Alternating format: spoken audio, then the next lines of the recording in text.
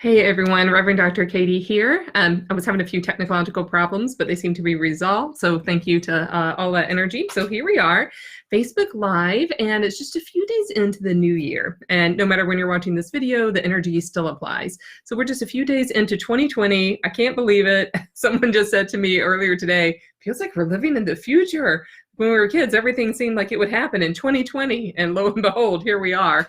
So that's actually really fun. I'm having fun with that energy of living in the future. Of course, we know there's really no time, but we perceive time. So here we are. And I want to talk a little bit about 2020 because I really sense that for a ton of you, this is going to be like the year when you get so many things done. But I don't want to approach this from a point of view of like productivity, but I feel like this is the year for a lot of you. You're going to be letting go of things you don't need and embracing things that you do. So getting things done in that way. And again, if you're watching this video far in the future, this is your year. You're watching it for a reason. So I love that. So hey, everyone tuning in. It's great to see you guys. Just chime in, pop in anytime with questions or comments, and I'll get to them as best as I can. All right, so 2020, here we are, and beginning of a brand new year. A lot of times when many of us are setting resolutions, I'm not a big resolution maker myself, but I am a huge fan of creating mantras for myself, and I do that as part of my prayer life, as part of my spiritual practices. And one of the ones I'm really working with this year, and in fact, every time I go to yoga, I just repeat it over and over, especially when I find a particular pose a little challenging, or when I'm in a pose where I'm finding it's actually bringing up emotional things for me. And my mantra is that I am in perfect alignment. I'm in perfect alignment. And so I sense that this is a year for many of us to remind ourselves that we can be in perfect alignment all the time. But one of the things I've been noticing among all my various people in this group and elsewhere too is the theme of fear.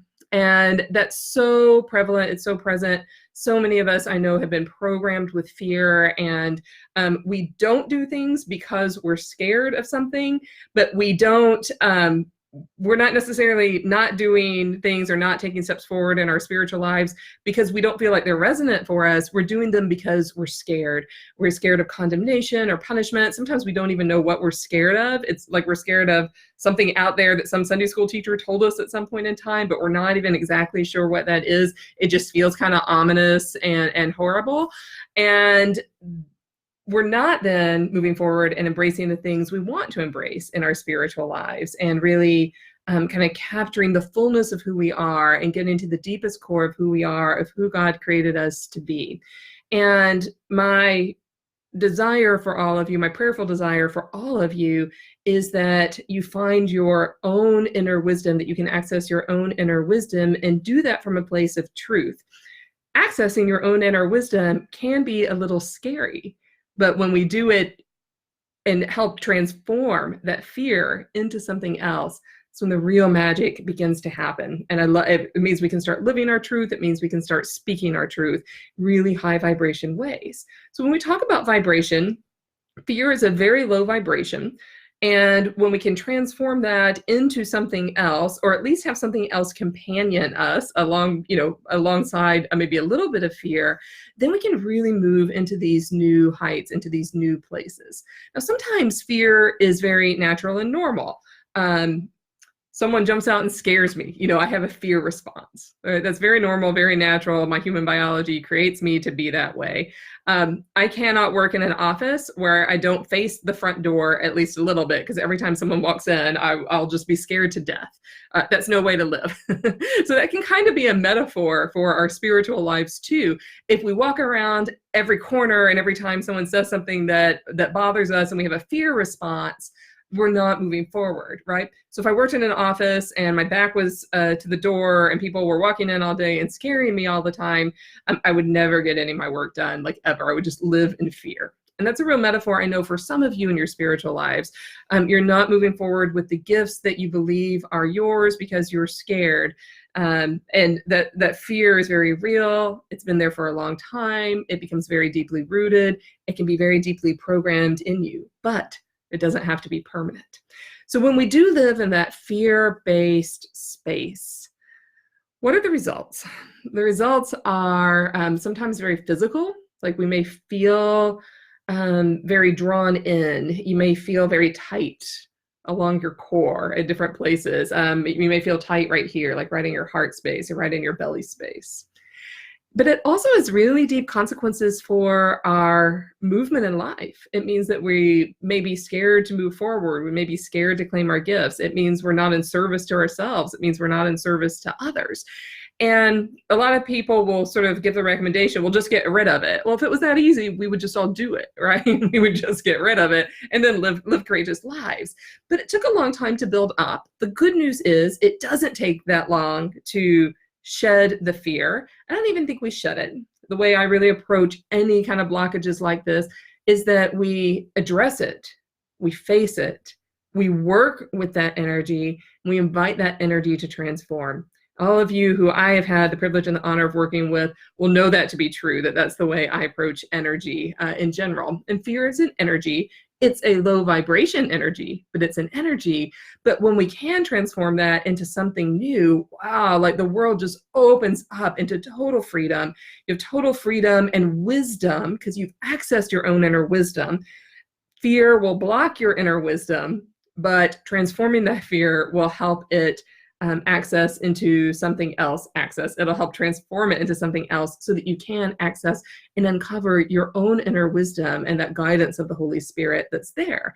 And as Christians, of course, we know that Christ is with us at every step of the way. Christ was incarnated on earth, and Jesus was here to teach us, and we learn from Jesus' example. And Jesus faced many fearful things. And he did that with the spirit of wisdom and access his own inner wisdom about his own next best steps. So I'm declaring 2020 to be our year of fearlessness for our group, for all of you. I encourage you all to claim it. If you find that this is resonating with you and you're like, yeah, I do have some fear. Yeah, I'm not exploring, name it. Chakras, mediumship, that's something that comes up a lot in here. I'm not exploring messages that I get. I'm not exploring my angelic team. If you're not exploring any of that, but you want to, and you're not doing it because of fear, then your time is here. Your time is here. And it's time to address that fear, to unroot it, to find out maybe what's at its core, so that you can face it, transform it into something else. Because how cool would it be to not have a spirit of fear running your spiritual life? Sorry, dog shaking collar. But to have that spirit of courage and of fearlessness and of just this beauty that guides your life. So that is my wish. That's my desire for everyone. And yeah.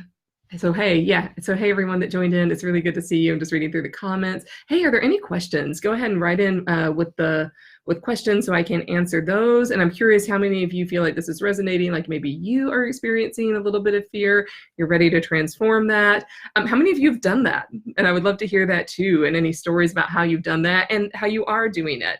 So sometimes I feel like we do it once, we enter into a new level. Then at that new level, at that new vibration, we're like, oh, there's a fear I didn't know about. Then we have the opportunity to transform that, and you have practice because you've done it already. You do it and you move on to a new level. So I feel like we're constantly just like up leveling ourselves and our spirits and our souls away from fear, always away from fear and towards something new, towards what God is calling us to be. So God doesn't call us to be afraid. Again, unless there's a really healthy reason to be afraid, a lion jumps out in front of you. Be afraid, get out of the way, but actually you'll learn from that experience. And if you respond with courage and not fear, you're much more likely to be successful with anything actually that comes your way. So that's where we are. So this is your year, 2020, it's your year. I want to know how many of you have written 2019 about 100 times already here into day 3. I have, but every time I do, I'm like, I am not putting myself a year in the past. I am putting myself in 2020 and even further on into the future. So that's where I am with this, not letting the spirit of the past control me or any of you. Yeah, so I would love to hear from everyone. Let me just see if another comment came in. Oh yeah, so this is a great comment question. I don't say names on these, I'll just read it out loud. I tend to stay away from media as it causes me to have anxiety. I hear ya. Is that wisdom or avoidance? So I would say to do that kind of thing very wisely. So if you know, for instance, I cannot watch the news before I go to bed, within an hour or two before I go to bed, because I will also be I will also just be a little anxious. And actually, we shouldn't be looking at devices an hour or two before we go to bed anyhow, any kind of screens. So I'd say do that with wisdom. And then when you do engage, do it really prayerfully. So a common mantra, and I think it was Niebuhr that said this, although I could be misquoting. If I'm misquoting, don't write in 100 emails. I'll correct it and put it in the post. But said that we should always pray with a newspaper in our hands. So for instance, when you do engage the news or the media, find reputable outlets that you trust, and then you can do that with the spirit of prayerfulness. And that way the fear mongering that is very prevalent doesn't take control, and you can discern with wisdom. So I hope that helps, and I hope that makes sense. And I have a lot of filters for how I engage the news, because I always want to create some space for prayerfulness around that as well. Partly for my own discernment, and partly for the world. As Christians, we are called to be part of the world and to pray for the world and to put our energy out there. So thank you for this question, because this is leading me to like a whole part two, very brief right here. The messages are just coming in, which is, part of what we're called to do is to pursue our life mission and our life purpose and our Christian mission with courage, with wisdom, with discernment, and figure that out. And I believe when we do that, we're in service to others. So really combating the spirit of fear. I don't even like the word combating. I'm going to change that. Experiencing the transformation of fear into something else is not only good for you, although you deserve it in and of who you are, just as a created child of God. You do deserve that. And when you do that, it helps you. It absolutely helps you. But it also helps every single person who you're called to serve, whether that's your family, whether that's your pets, not people, but whether it's your pets, whether it is people halfway across the globe, whether it's people who will never know your name, but they will experience your service. If you do that from a place of fear, you're putting fear energy out there. If you do it from a place of loving kindness, of courage, of self-compassion, and of self-love and acceptance, that is what people will experience. So when we can transform 2020, y'all, when we can transform this fear into our authentic life mission, we are helping ourselves. You do deserve that. You're also helping everyone in your sphere, everyone around you, and people that you've never met, that you won't ever meet, you'll never know each other's names. And God connects our energy out there in those ways. We're all interconnected. We all are. And I think that's one of the promises of Jesus, that we are deeply interconnected to one another, to the world, even the news, however it portrays that. And so I would encourage everyone to consume that in a way that is very meaningful for you as much as you can, and discern what is trying to heighten your fear for the sake of more ratings, and what is sensationalizing, and then what's the deep kernel of authenticity there, that you are called to play your part, that you are called to be prayerful, that you are called to put your spirit of amazing loving kindness energy, of Jesus energy out there, that comes through you and your life, your authentic mission. So when we talk about fear, transforming fear, we are talking about you as an individual. You deserve it. And we're also talking, the implications are a lot bigger than only that. So thank you for that really great question, because that went a lot deeper than I thought that it would when I first started answering. So that was pretty cool. I appreciate that very much. And I do feel you on that anxiety. It can be very, very real. So yeah, I would say approach it not with fear, but with wisdom, and take care of yourself. Your self-care is really important. Do what you need to do. Great. Okay, good. I'm glad that helped. Okay. So I love this comment. I tend to keep people on my friend list that are supportive and positive despite differences of opinion and beliefs. Yeah, I love this. And so kind of in keeping with the theme of fearlessness, of courageous stepping into our own spirits, do surround yourselves with people who are supportive. That one of the things I love helping people do is create authentic community, that we have our tribe, who we can love and support one another very civilly, even more than civilly, with friendship, with the spirit of Christ. We all are part of the body of Christ, and we do that in ways that are true, that are supportive of one another. And that's one reason I love the people who enter into different programs that I have, who enroll in those. I'll get to know each other and get to have that really supportive tribe there, even though we do have differences, and the differences are part of the beauty that we all have. So yeah, so I'm a fan. I'm a fan of this tactic. That's a great one. Thank you for sharing that very much. Cool. All right, well, I don't see any other questions coming in, so let me just go ahead and wrap up. If there's more, please put them in the comments later. I will address them as I get tagged. And let's just say it again, that 2020 is your year. It's it's your year to leave fear behind. So it's our year of entering fearlessness, of entering a brave space, a courageous space, to really see what's there, what you're called to be, and let's start that process of transformation. Let's start the ball rolling for you.